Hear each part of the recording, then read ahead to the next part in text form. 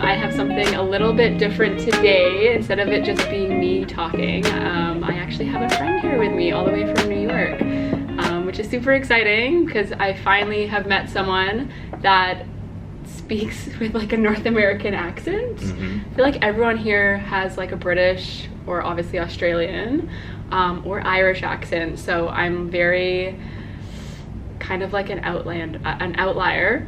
But really crazy story. So I met Sorab how many years ago now? It's gotta be quite a few. At least half a decade. At least half a decade. Wow, that's actually crazy because it was before COVID. So wow, I met you, yeah, like half a decade ago in New York, a long time ago. Me and some of my girlfriends, we went to New York for like Halloween, and I don't even remember the story because I'm sure we were drinking, but we were at some like club or bar, and I think were you with friends or was it just you? So I was actually hosting an event at that spot you guys came to. At Casablanca. Actually, the guy who was DJing, we were collaborating on that event, and then you guys I convinced you to come in so I could get promoter pay and stuff. Oh my gosh, stop. I'm dead. Yeah, that's how I remember, because we were just bouncing around between like clubs and bars, because like Halloween weekend is bumping in New York. We went to Iron Monkey afterwards. Yes. Oh my gosh. And Iron Monkey, that's actually where we have another good friend from Brooklyn that me and my best friend Alina, we met in Las Vegas. And I think I remember he came and like picked us up from that bar and like took us to Brooklyn, and we just spent like a whole night out. So that was super fun. So from New York to Sydney. New York to Sydney. So now, yeah, exactly. You've done a bit of traveling now already so far, and I think you're continuing your travels. And you've touched base at Sydney just for a couple of days. So I'm like, hey, like, why not? Let's catch up, do a little podcast. I'm sure you have way more, fun stories than I do currently right now because you've traveled a whole ton. So yeah, I'll kind of put it back over to you. You went to what, Thailand and Bali before this? Yeah, so I started in Thailand, and this was like just after Thanksgiving. And then spent like 10 days there. I actually have a friend who we all went to high school with, in touch, and he lives in Thailand. So he spent time in high school in the States, and then he went back to Thailand to help with like the family business. Cool. So me and two of my friends, we just went for a while. Like we checked out Chiang Mai. That's where we started. Then we flew. All of them were like connecting flights. So then we flew down to Patong, which was on the beach, and then ended in Bangkok. So it was a time. And then I solo tripped after that because my friends had to go back home. Yeah. They actually went to Tokyo right before that. I couldn't make that piece. So then afterwards I was like, you know what, like I want to do Christmas in Australia with my family. I have family in Melbourne. Oh, okay. And then I was like, what's between Australia and Thailand? Bali. Perfect. And it's like the perfect place to solo trip. And yeah, I spent like approximately 2 weeks there. Wow. Yeah, so I did, I started in Canggu, then I went up to Ubud, and then, I went down to Uluwatu, and then I went up to Ubud. Okay, those are all, all very spontaneous, and I was kind of like just figuring it out as I went, so. Yeah.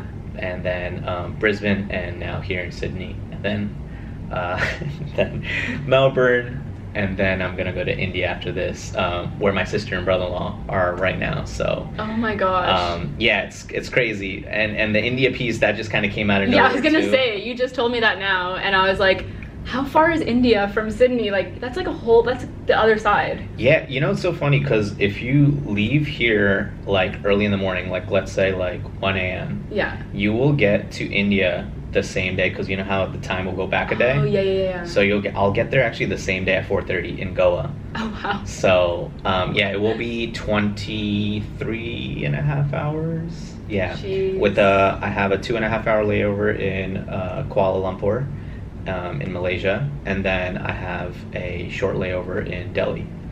My goodness. Yep. So where do we want to start? There's lots to talk about. Yeah, okay, well let's start in your whole trip in Southeast Asia, or just like Thailand and Bali. Like with those trips, what were kind of your highlights? Like, what would you recommend to anyone that's kind of traveling there? Mm-hmm. And aka recommending to me, because I plan to go there after Australia, so I definitely want some good kind of tips. So for Thailand, I feel like, you know, when you think of Southeast Asia, you kind of just assume that they're all like really, really similar. But I feel like Thailand and Bali have like two very different like cultures. Especially like the hospitality piece of it. Thailand, I would say, you know, you're gonna see temples. You're gonna see them like regardless. One of the highlights is Doi Suthep, which is it's not a terribly long hike, but maybe like an hour. So you'll see that one, and it's like all golden, and people go there and like they do like rituals and prayers, and they kind of like walk around the temple.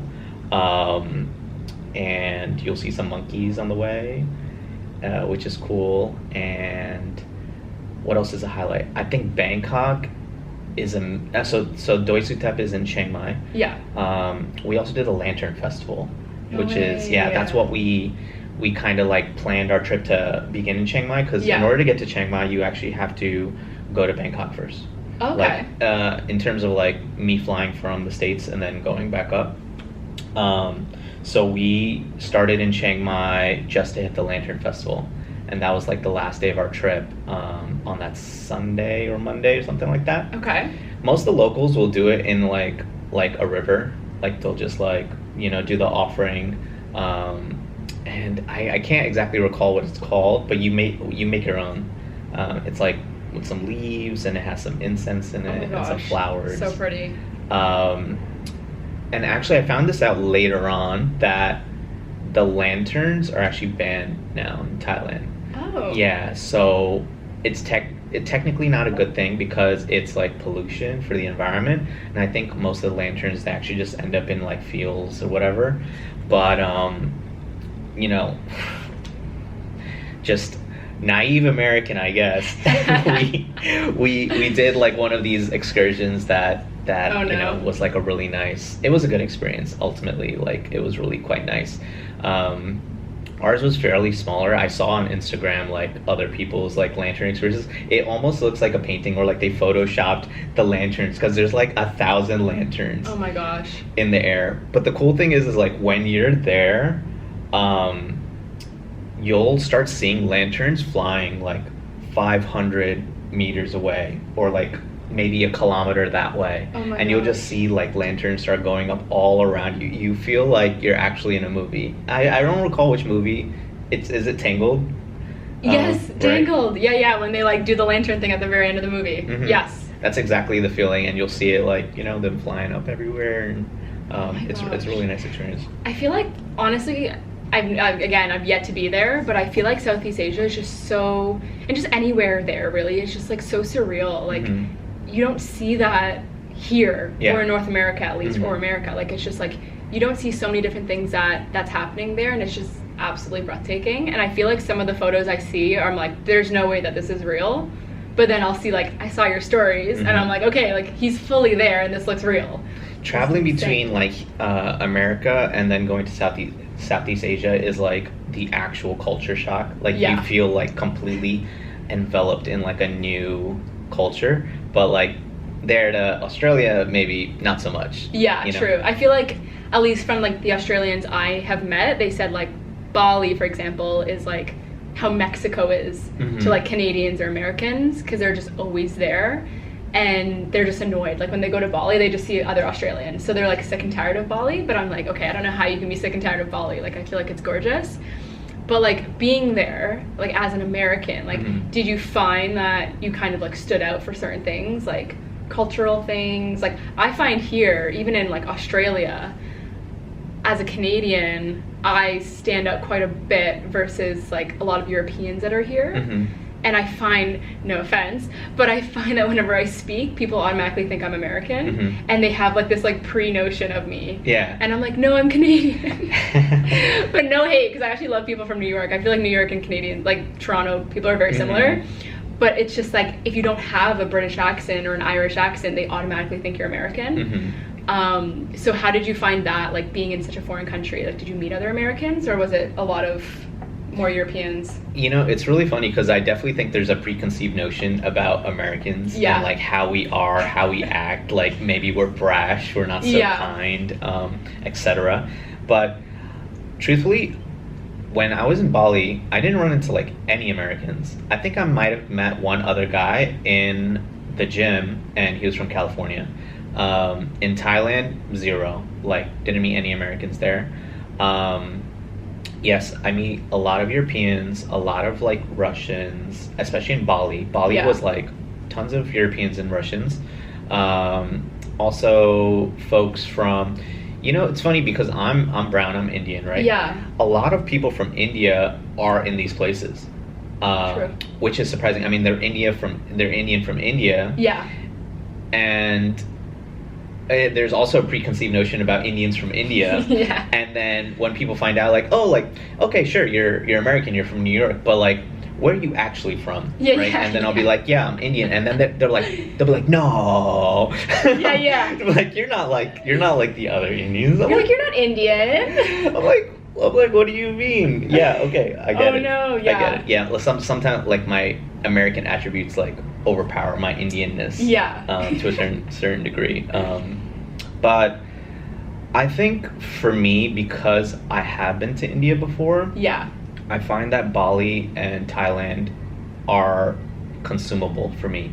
It's not like extreme culture shock, you know, like with the scooters, the street food, you know, the people like yelling to bring you into their store, haggling, you know, just being able to do like all these things, like understanding the mindset in Asia. True. I think there's a lot of overlap between India and then a lot of these Asian countries. So like I don't feel particularly out of place. I actually feel more out of place here in Australia. Honestly, I was actually thinking the same thing. I was telling like my mom this. I was like, I don't know, like I'm still like, I love Sydney and I love Australia, but like I'm still finding myself to like almost fit in a way. And it's weird because it's like, it's not like it's a foreign country where they're speaking a different language.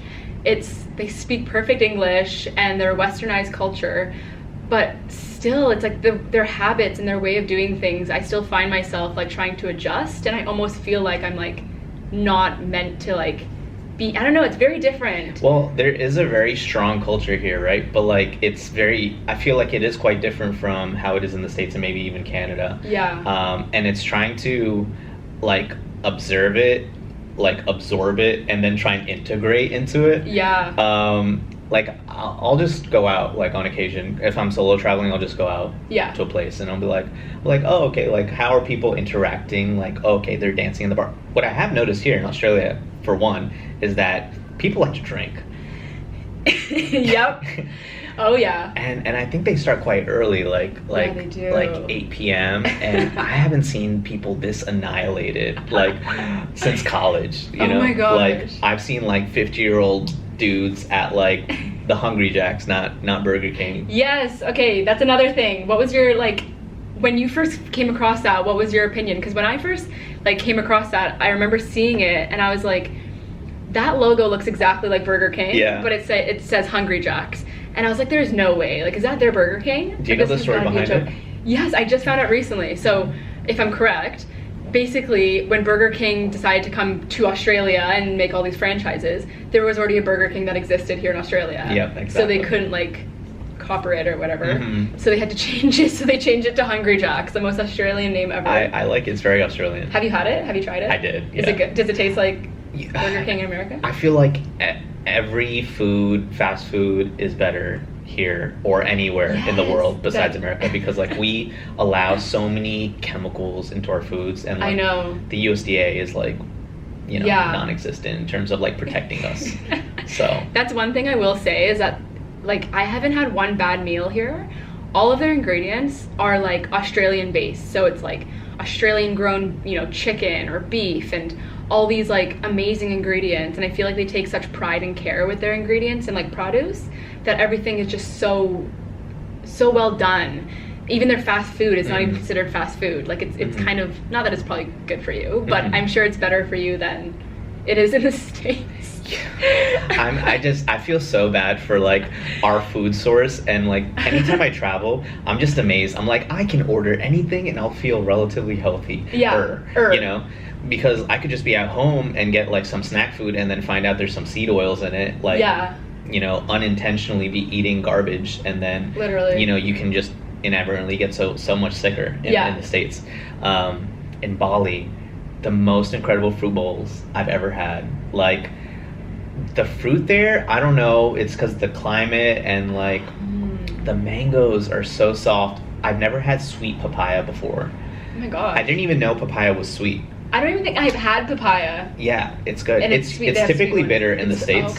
Oh, okay. But it was so good. I had a fruit bowl every day because, like, how could you not? You know, and it's so cheap. And it's so cheap. It's very affordable. Respectively. Yeah. Like, give a range. Like, if you go to Bali, let's say you want like a good like lunch, like what are you looking at cost-wise? So $1 is 15,000 rupiah. And your typical item will be like 45,000 or 60,000 rupiah, which is like $3 or $4. $3 or $4. Yeah. Oh my gosh. You know, I'll splurge. I'll be like, all right, I'll get a little starter and I'll get a main, just to try things out. And I'll typically have like 2 meals a day in Bali, like a late breakfast, early lunch, and a dinner. Yeah. So you'll typically be like $5 to $7. Oh my gosh. So what was the shock when you came to Sydney and the prices are atrocious here? I will just say that. It's insane. Like, I kid you not, I went to the grocery store yesterday and I was just shopping. Yeah. And they had a dairy milk, like Cadbury Dairy Milk chocolate bar, like not oversized or anything like that. Like, it was a normal sized chocolate bar. And it was $12. For a chocolate, $12 for a chocolate bar. I was like, what? Are you doing the Canadian dollar conversion? I am, what but it's like? it's not much different. Like, the Canadian dollar to Australian is like, for example, like $1 Australian is like 90 cents Canadian. Oh. Okay. So it's not like, when I look at crazy. $12, I'm like, it's basically the same thing. But as an American, you must love that. Yeah. 1 USD is 1.5 Australian dollars. Half. So it's like 2/3. Okay. So it's like basically 25 cents or 30 cents, whatever extra that I have to play with. Oh my gosh. Okay. So yeah, I mean, the numbers look crazy. I think there's actually a cost of living epidemic going on here in Australia, and the government's really working on fixing that. Yeah. I mean, there's also that in the States, but then I don't know if our government's working as actively. But yeah, the prices, it's not as easy to travel. Everything's quite expensive here. It's really expensive. But I will say that their wage here is good. Like, I think their standard minimum wage is like $25. And like Canada, our minimum wage, I just searched up yesterday, if I'm still correct, it's like $14, $15. Oh, wow. But what's crazy is that in Toronto specifically, like, the prices of food is very similar to Australia. Like, if you go out for a meal, you are paying like $25 to $30 for like a meal outside at a restaurant. Plus that includes tipping, because Australia, they don't tip here. So like, what you're paying for includes everything. It's like, there's no tip, no tax, like, that's just how much it is.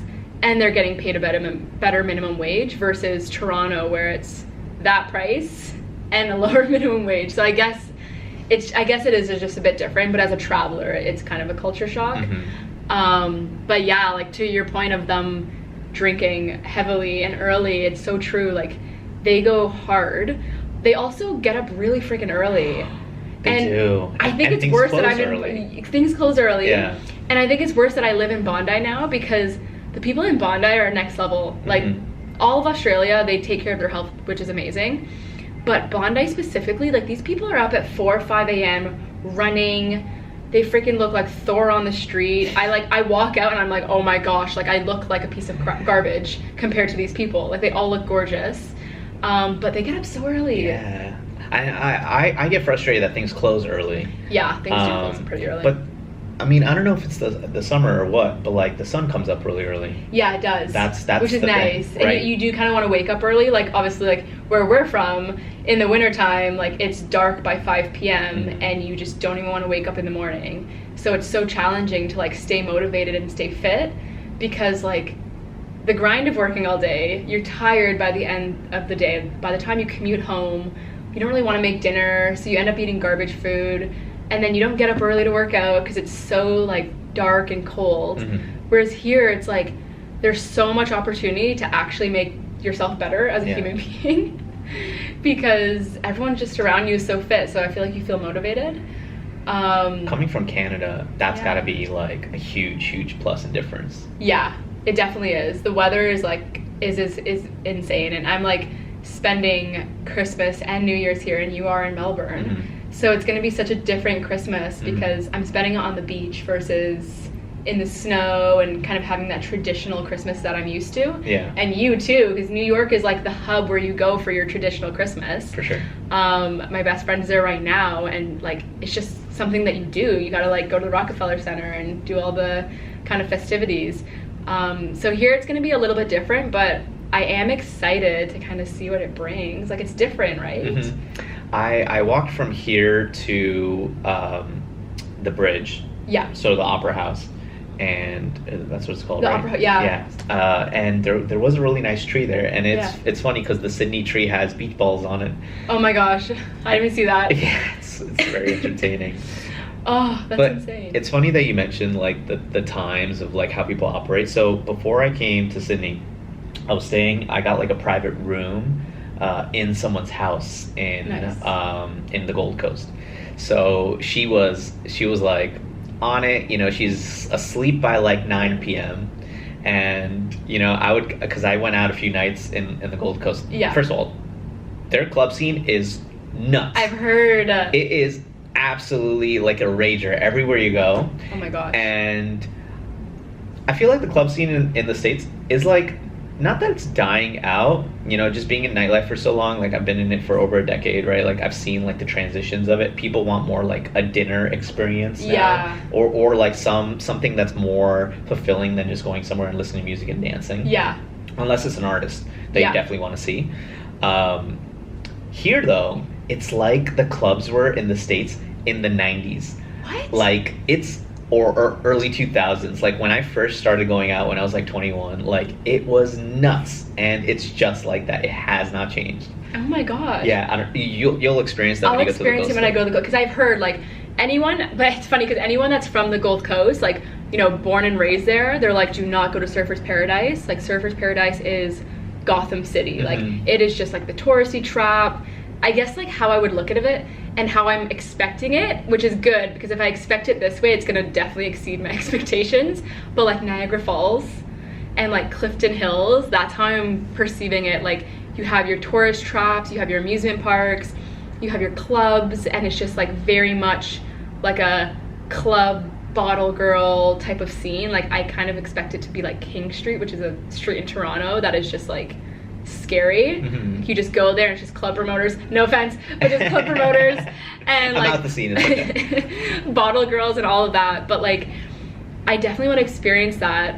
One thing I did notice actually coming here, and I want to get your view on it, because I saw you went out to like a kind of club the other night here in Sydney. Yeah. Their music that they play in these clubs, they only play like early like throwbacks tracks. So like they don't really play. I only went to one club actually, and maybe I need to go to more like different clubs that are probably like an older age too, because I think the earlier clubs I was going to was more the touristy ones. And that was the first time I heard like rap, Drake, like new music, versus like the first week I was here, every club I went to was like as if I was in like a throwback place, and I was like, what? That's why I feel so transported to like an earlier club era, because like you said, the music is totally like that early 2000s, like late 90s type stuff. I went to what was called Asylum, no, not Asylum, the Argyle at the Rocks. Oh, how was that? Argyle at the Rocks, super sick. Okay. And they also had El Caminos, which is like a Mexican spot that's like just adjacent to it. Both really cool vibes, and the music is that kind of music. what I was going to say was that the American influence of music, I've come to notice, is like it's so widespread, and I didn't initially anticipate. Like, I was expecting maybe I go to Bali and hear, like, I don't know, something different. Yeah. But it's really like all the same. It is. And then you come to Australia and it's like a little bit more of that. But one thing I did notice here is that the Asian influence is heavy here. Mm-hmm. And in Thailand specifically, like there will be a lot of bars where people will just have a table and there'll be live music. So like a lot of the places, at least in Surrey Hill, you'll see like all live music. Oh. Yeah. And people aren't necessarily like dancing like in a huddle. Yeah. They're actually like, even in Argyle, they're just at their tables with their drinks, having a conversation, you know, enjoying themselves. Yeah. And there'll be live music going on. See, I like that. I feel like that's like also the scene that at least like my friends and I are levitating more to in Toronto too. It's like, it's less about like the club atmosphere, because I feel like I'm just so over that now at this age. Like just like going to a club, you're listening to like the pop 2000s and everyone around you's drunk, like you're getting drinks spilled out of your feet. Like I hate that. Whereas now it's like you're kind of going to an atmosphere where it's almost like a bar. Mm-hmm. Sometimes there's live music, sometimes it's just like a DJ. You have your drink, you're at your table, like there's no one like huddling up to you. You can actually talk and have a conversation with someone.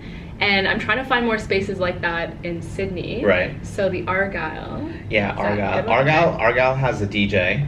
Okay. But actually spaces around here in Surrey Hill Yeah. is more like that music kind of vibe. Okay. I feel like I need to get out of that. There's a spot actually like just adjacent from the Chamberlain Hotel, which is like down and around the corner. Okay. And it goes until 4 a.m. and it's that like straight up Thailand vibe.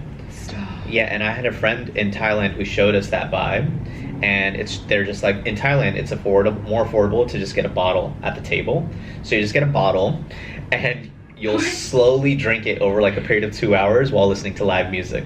Oh my gosh. Yeah. See, I feel like when I finally make my way to like Thailand or Bali, I'm gonna be like, because I've already done like the expensive side of the trip, which is like Sydney, and then when I do the East Coast, you know, it gets a bit cheaper the more north you go, which is nice. Mm-hmm. And then when I go to Thailand, I'm gonna be like a spoiled kid, like in a candy store. Mm-hmm. Like I won't even know what hit me. Like to get a full bottle and you just kind of like have it for the rest of the night. That's gonna be amazing.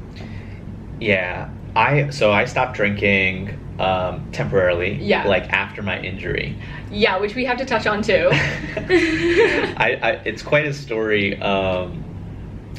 Should I just jump in? Yeah, jump in. Okay, so I was in Canggu and everything was swell there, and you know, obviously like that's where most of the tourists are, right? Yeah. Most of like the backpackers, the solo travelers, everyone, right?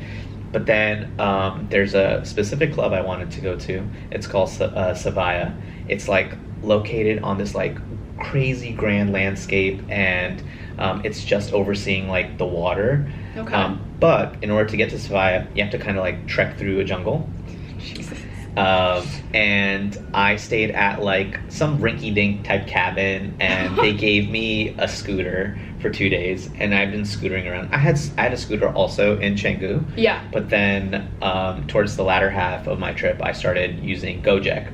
Gojek is like Uber, but instead of getting in a car, you ride the back of someone's bike. Stop. and it comes to you, and it's so crazy when you do the conversion actually for Gojek. It's like 30 cents for like a 10-minute ride somewhere. Oh my gosh. Yeah.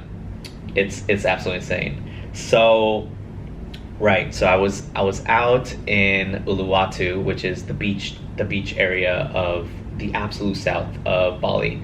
And the night before, I had met some friends at Savaya, and then I had become acquaintances with some other folks, and they actually invited me out for their birthday. Yeah. But the birthday was like a 17-minute scooter to the west side of the island. Okay. or the peninsula. And I was like, you know, like I can do it. Like mostly I was using the scooter for local stuff.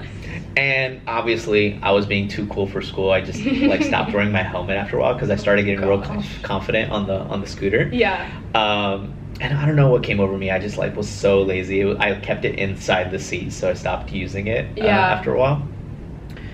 First of all, the day after Savaya, the second day, or right after Savaya, I found myself at like an EDC type thing in in Bali, in Uluwatu. It was called Jakarta Project. Okay. And I scootered there, so that was like, you know, a solid 15 minutes. I was like, all right, cool. And there was a ton of traffic. I was like, you know what? I'm good. I'm good with the scooter. I'm nice.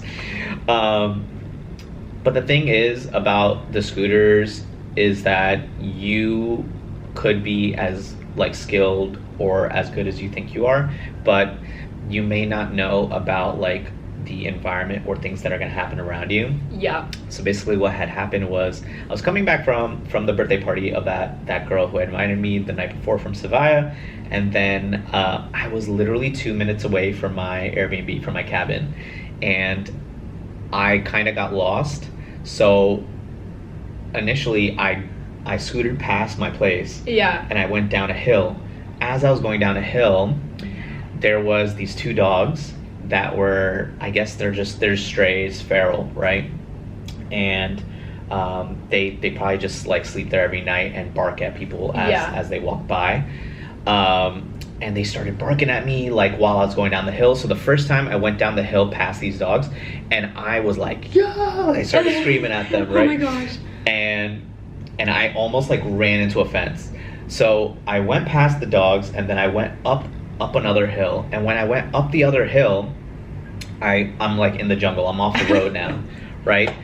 So I turn my bike around, I get off the bike, I turn it around, and I have a moment. Like, I literally turn off the bike and I look around, and this part honestly confuses me as well at this point, because I don't know exactly what I saw, but I saw like what was like a large mammal in the jungle, which I don't know, in my head it seemed like it was a moose, but you're like, there's no moose. But there's no moose in Bali. Yeah. And I'm not entirely sure what it was, but it was like a family moose or some sort of animal. Maybe I was seeing things, and it was maybe I was like going through some shock and I was seeing things. Yeah. Or some spirits or something. Have you ever seen Spirited Away? No. Or Princess Mononoke? No. So these are like Studio Ghibli films, and like there's like some spirits that live in like the forest and the jungle. I don't know what I was seeing. Anyways, I don't know if I was hallucinating or what. I was completely sober at this point as well. Anyways, I was like, okay, I just need to get past the dogs and then I can get back to my place. Yeah. So I don't know, like a boost of confidence came over me, and the problem was it was going up a hill. So the dogs came charging at me again, barking like crazy. And I actually came to realize this later on, that like in order to get away from a feral dog, you should actually stop. You shouldn't go faster. They will chase anything that's moving quickly. Yeah. So in that scenario, you know, they came at me, and in order not to get bitten, I kind of went off the road, and then I hit a ditch and I flew off the